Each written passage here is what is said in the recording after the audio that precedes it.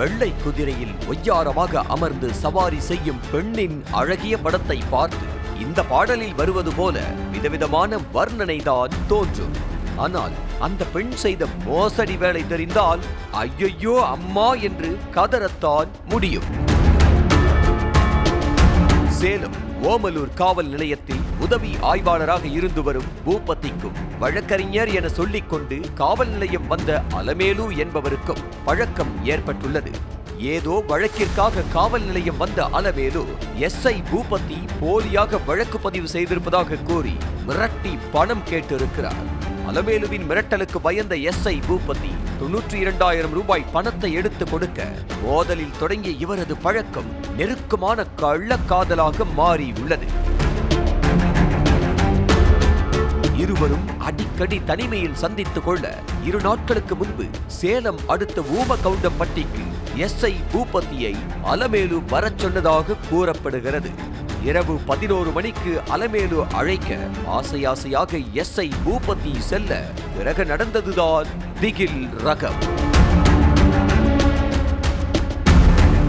ஊமகவுண்டம்பட்டிக்கு சென்ற எஸ்ஐ பூபதியை ஒரு கொட்டகைக்கு அழைத்து சென்ற அலமேலு ஆசையை தூண்டி உள்ளார். இருவரும் நெருக்கமாக இருக்கும் போதே திடீரென தடாலடியாக கதவை உடைத்துக் கொண்டு 4 பேர் கொண்ட கும்பல் கொட்டகைக்குள் புகுந்திருக்கிறது. வந்த வேகத்தில் அந்த கும்பல் எஸ்ஐ பூபதியை நிர்வாணமாக சேரில் அமர வைத்து காட்டி போட்டு கொடூரமாக தாக்கியதோடு பணம் கேட்டு மிரட்டி இருக்கிறது. என்ன நடக்கிறது என புரியாமல் குழம்பி போன பூபதிக்கு பின்னர்தான் தெரிந்திருக்கிறது அவர் வசமாக சிக்கிக் கொண்டது. கொட்டகைக்குள் புகுந்த கும்பலுடன் அலமேலுவும் ஐக்கியமாக 5 பேரும் சேர்ந்து எஸ்ஐ அணிந்திருந்த 3.5 சவரன் செயினை பறித்து கொண்டதோடு கூகுள் பே மூலம் சுமார் 80,000 ரூபாய் பணத்தை தங்களது வங்கிக் கணக்குக்கு டிரான்ஸ்பர் செய்து கொண்டதாக சொல்லப்படுகிறது. பணம் நகையை பறித்து கொண்ட கும்பல் வெளியில் சொன்னால் வீடியோ லீக் செய்யப்படும் என மிரட்டியிருக்கிறது. தன்மானத்திற்கு பயந்து எஸ்ஐயும் அடி வாங்கிய தடம் தெரியாமல் அமைதியாக இருக்க 2 நாள் கழித்து எஸ்ஐயின் நிர்வாண வீடியோவை எஸ்ஐக்கே அனுப்பி வைத்து 5 லட்சம் ரூபாய் கேட்டிருக்கிறது அந்த கும்பல். இதையடுத்துதான் பொறுத்தது போதும் என பொங்கி எழுந்த பூபதி நேரடியாக சேலம் எஸ்பியிடம் சென்று நடந்ததை சொல்ல உடனடியாக தனிப்படை அமைத்து விசாரணை தொடங்கப்பட்டது. விசாரணையில்தான் அலமேலு அக்காவின் அடங்காத தில்லு முள்ளு ஆட்டங்களும் அம்பலமானது. 12ஆம் வகுப்பு வரை மட்டுமே படித்த அலமேலு வக்கீல் என பொய் சொல்லி தனக்கென ஒரு கும்பலை வைத்துக் கொண்டு பணம் பறிப்பதையே முழு நேர வேலையாக செய்து வந்தது தெரிய வந்துள்ளது.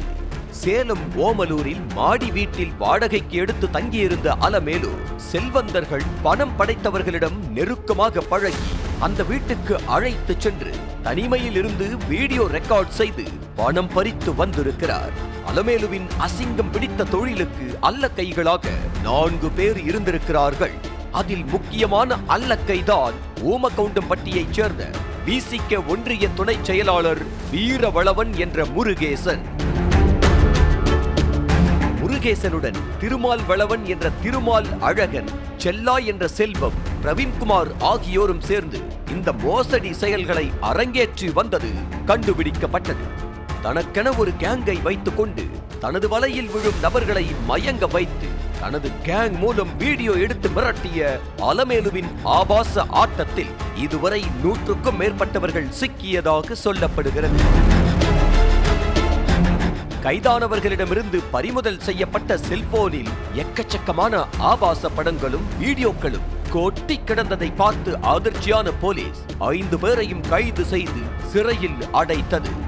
எஸ்ஐ பூபதியிடமிருந்து பறித்த 3.5 சவரன் செயினை மின்னல் வேகத்தில் உருக்கி விற்பனை செய்ததும் தெரிய வந்துள்ளது.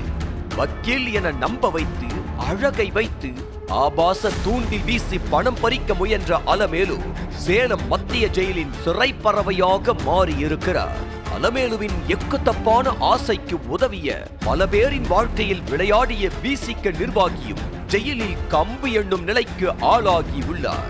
உதவி ஆய்வாளர் பொறுப்பிலிருந்தும் கூட தனது சபல புத்தியால் அலமேலுவின் வலையில் சிக்கி அவமானத்திற்கு ஆளாகும் நிலை ஏற்பட்டுள்ளது.